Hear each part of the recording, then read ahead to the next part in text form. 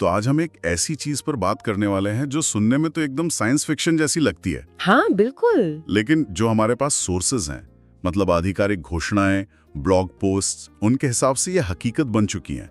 11v3 एक नई AI voice technology. और आज हम यही समझने की कोशिश करेंगे कि ये स्रोत असल में इसके बारे में क्या बता रहे हैं, क्या दावे कर रहे हैं, और ये इतना महत्वपूर्ण क्यों माना जा रहा है अभी। और देखिए, सबसे बड़ा दावा जो इन स्रोतों से निकल कर आ रहा है वो तो यही है कि 11v3 से जो आवाजें बनती हैं वो इंसानी आवाजों से अप्रभेद्य हैं। मतलब उनमें फर्क करना लगभग नामुमकिन है। इनडिस्टिंग्विशेबल, ये तो बहुत बड़ा शब्द है AI वॉइस के लिए। हाँ, बहुत बड़ा दावा है ये। तो क्या इन सोर्सेज में कुछ और बताया गया है? कैसे इस नतीजे पर पहुंचे वो? कोई इवेंट वगैरह हुआ था? हाँ बिल्कुल। स्रोत बताते हैं कि जून 2025 में लंदन में एक खास प्राइवेट इवेंट हुआ था, सिर्फ इनविटेशन पर आधारित। अच्छा। और ये कोई छोटा मोटा टेक डेमो नहीं था।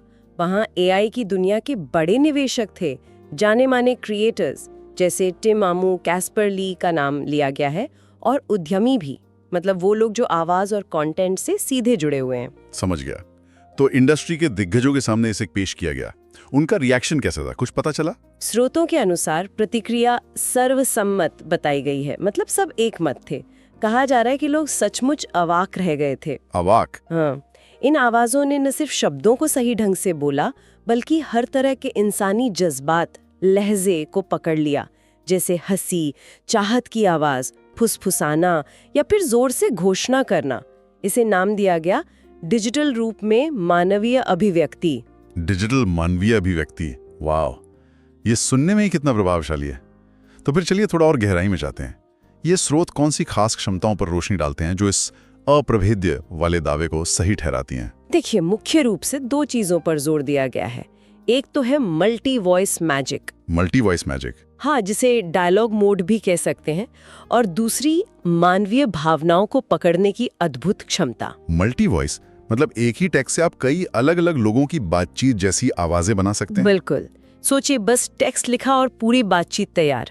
और जो दूसरी बात है, भावनात्मक पहलू। हाँ। दावा यह है कि ये मॉडल 70 से ज्यादा भाषाओं में आवाज को क्लोन कर सकता है, और सबसे अहम बात, क्लोन करते वक्त भी वो भावनात्मक सटीकता बनाए रखता है। अच्छा, मतलब सिर्फ शब्द नहीं, भावनाएं भी? हाँ, लहजा, उतार चढ़ाव, कहाँ रुकना है, यहाँ तक कि टेक्स्ट में अगर आप संकेत दें, जैसे ब्रैकेट में सैड लिख दें या लाफ्स या विस्पर्स, तो आवाज में वो भाव आ जाएगा।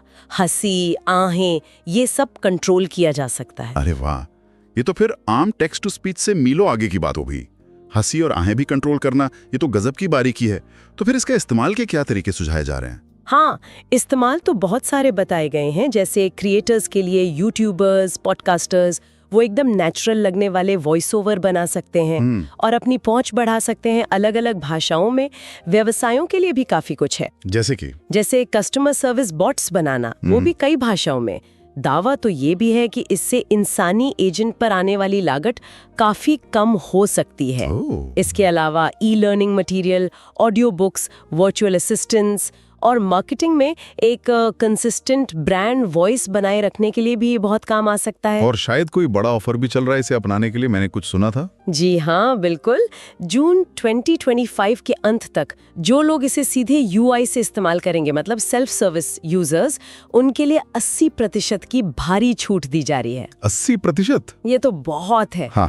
हाँ, इसे क्रिएटर्स के लिए एक शानदार मौका बताया जा रहा है, और ये भी संकेत है कि डेवलपर्स के लिए एक पब्लिक API भी जल्द आएगा। मतलब वो इसे अपनी एप्स वगैरह में इंटीग्रेट कर पाएंगे।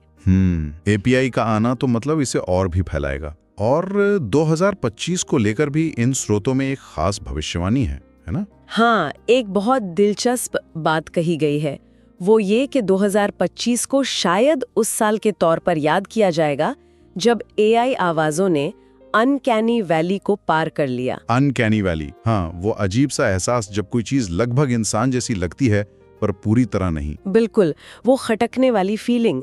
दावा ये है कि 11v3 उस पड़ाव से आगे निकल गई है। आवाजें इतनी स्वाभाविक हैं कि वो अजीब नहीं लगती। ये तो AI के विकास में एक बहुत बड़ा कदम माना जाएगा। इसे एक तरह का पुल भी बताया गया है, सही कहा? हाँ, एक पुल क्रिएटर्स और दर्शकों के बीच, ब्रांड्स और ग्राहकों के बीच। स्रोत कहते हैं कि ये साइंस फिक्शन का भविष्य नहीं है, ये आज की हकीकत है और शायद कल्पना से भी बेहतर, क्योंकि ये सच है। तो अगर हम सारी बातों को समेटें, इन स्रोतों के मुताबिक 11v3 एक ऐसी एआई वॉइस टेक्नोलॉजी है जिसकी आवाजें इंसानों जैसी हैं, फर्क करना मुश्किल है। इसमें मल्टी वॉइस डायलॉग बनाने की क्षमता है, 70 से ज्यादा भाषाओं में भावनाओं के साथ आवाज क्लोन हो सकती है और हंसी आहों जैसी बारीकियां भी कंट्रोल की जा सकती हैं। बिल्कुल। इसके उपयोग कंटेंट बनाने से लेकर बिजनेस तक फैले हुए हैं और जून 2025 तक भारी छूट भी है और इसे 2025 की वो आवाज कहा जा रहा है जिसने अनकैनी वैली को पार कर लिया है। हाँ, और ये सारी बातें हमें एक बहुत ही जरूरी और सोचने वाले सवाल पर लाकर खड़ा करती हैं, जो सीधे इन दावों से ही जुड़ा है। क्या? अगर ये सब दावे सच है, अगर एआई आवाजें वाकई मानवीय अभिव्यक्ति को इस स्तर तक पकड़ सकती हैं, तो इसका असल में मतलब क्या निकलता है? ये हमारे बातचीत करने के तरीकों को, हमारे कंटेंट बनाने के तरीकों को और टेक्नोलॉजी के साथ हमारे रिश्ते को कैसे बदल सकता है? ये कौन से ऐसे नए दरवाजे खोल रहा है जिनके बारे में शायद हमने अभी सोचा भी नहीं है?